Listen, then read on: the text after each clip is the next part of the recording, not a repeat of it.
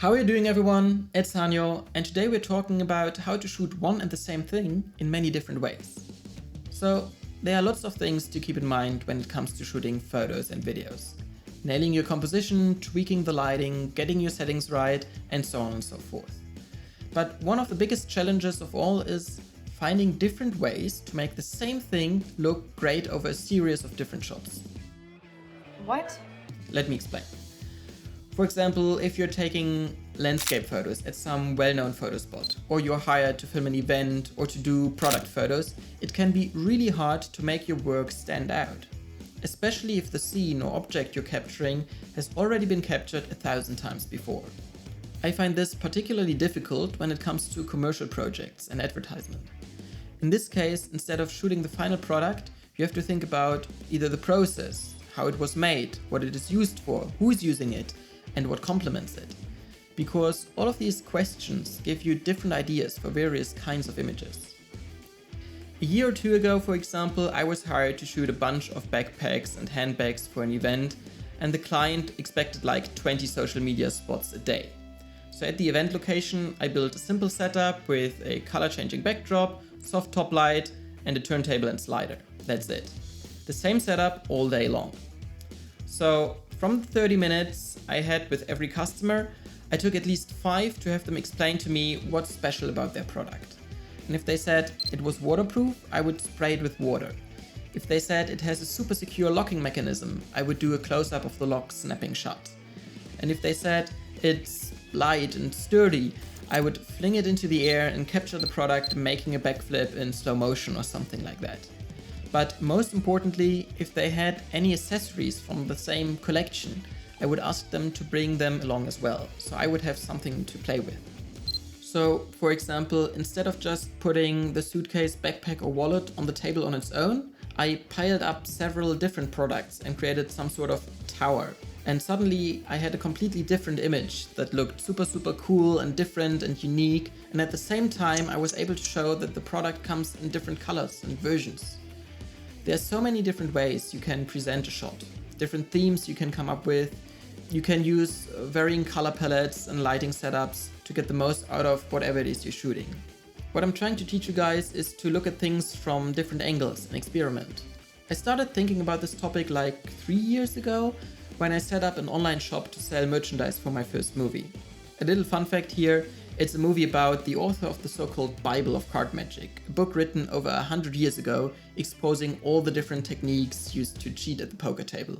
Now, the catch is that even though this book has become extremely famous among magicians, still no one knows who wrote it, because it was published under an alias. It's all a big mystery.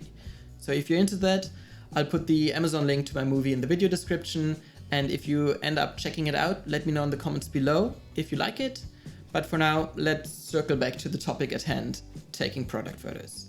So, long story short, I'm really into playing cards, and over the course of the past 5 years, I photographed a bunch of different decks. Hence, the challenge became to make my own set of playing cards stand out from all the rest. And since all my products featured a similar nature-themed green, gold, brown color palette, I went with that and got some extra houseplants and wood chippings to create a miniature set to shoot in. So what I'm trying to say is, think about your set design. You're not just shooting the product itself, but also everything around it. So creating an environment that complements the thing you're shooting goes a long way. But Hanyo, can't I just use AI nowadays to create this environment? Well, yes, you could. If you're like super creative and know exactly what you want to shoot from the beginning. For me personally, this doesn't work because I need some props to play around with and come up with new ideas and try out different perspectives and so on. I use AI in my work to either add some background elements later or to remove distractions. But I need a foundation to work with.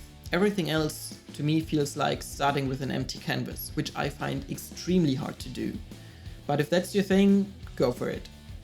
However, whatever it is you're doing, think in groups of images, not just one image at a time. It's all about variety. You don't want to come home from a shoot and have 200 photos that all kind of look the same. You want different shot sizes and document the process.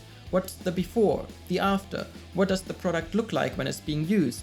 What is it used for? Where is it from? How does it work? All those things are photo ideas.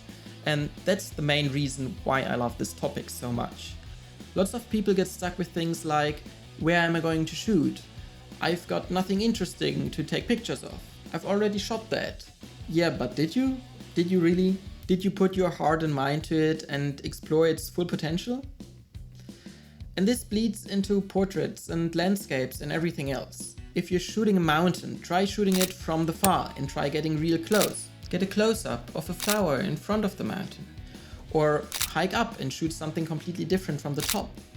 Focus on all these different elements of the same thing to get the most out of it. And this is the essence of photography or cinematography as a whole. This isn't just about product shots, portraits, or landscape photos. It's all of it.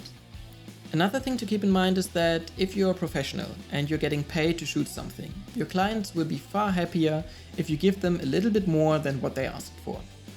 If you really explore their product, or if you take the time to get to know them before taking their portrait, if you really dig deep and try to get to the bottom of what you're shooting, it will show in your work and it will show in how you talk to your clients.